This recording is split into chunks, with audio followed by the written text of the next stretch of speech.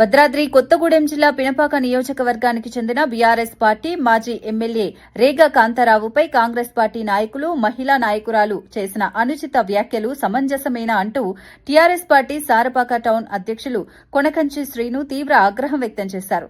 ఈ విషయమై సారపాకలో ఆయన విలేకరుల సమావేశం నిర్వహించి స్పందించారు.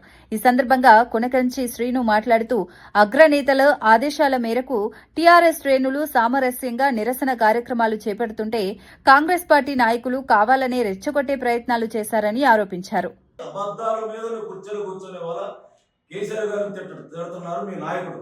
ముందు సంస్కారం తెలుసుకొని మీరు మాట్లాడండి, ప్రెస్ మీట్లు పెట్టండి, ఏదైనా తెలుసుకోండి.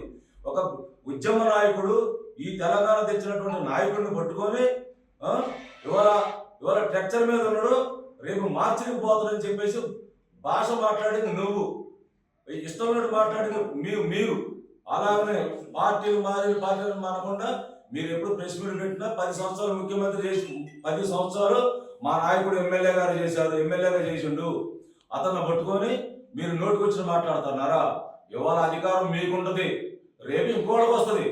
అప్పుడు మరి వీళ్ళు కూడా ఇంతే మాట్లాడాలి. కానీ మేము మా వాళ్ళు, మా మహిళలు కానీ, మా నాయకుడు కానీ మేము కూడా మాట్లాడం. ఎందుకంటే మా నాయకుడు మాకు సంస్కారం నేర్పిండు. అది దృష్టిలో పెట్టుకొని ఎప్పుడైనా మాట్లాడితే మీరు ఏది మాట్లాడితే మేము మాట్లాడగలుగుతాం. మీరు ఎన్ని మాట్లాడితే మేము 10 మాట్లాడతాం. మీరు ఒకటి మాట్లాడితే మేము 10 మాట్లాడతాం. కానీ మా సంస్కృతి కాదు. మీరు కూడా ఎప్పుడు జాగ్రత్త మాట్లాడండి. అధికారం వేలడితే పోయింది, రేపు ఇంకోటికి వస్తాయి. అప్పుడు కూడా ఏం జరుగుద్దో అప్పుడు మీరు కూడా ఆలోచించుకుంటే మంచిది. దయచేసి కొద్దిగా మంచిగా మాట్లాడండి. మీరు ఇచ్చిన హామీలు అమలు చేయండి. 1,00,000 రూపాయలు ఇస్తాను కేసీఆర్ గారు, పెళ్లి తులం బంగారు ఇస్తానని చెప్పినాడు. 1,00,000 రూపాయలు ఇస్తాను కేసీఆర్ గారు, నేను గెలిస్తే తులం బంగారు ఇస్తున్నాను. ఆ ఊసెత్తలేదు నువ్వు.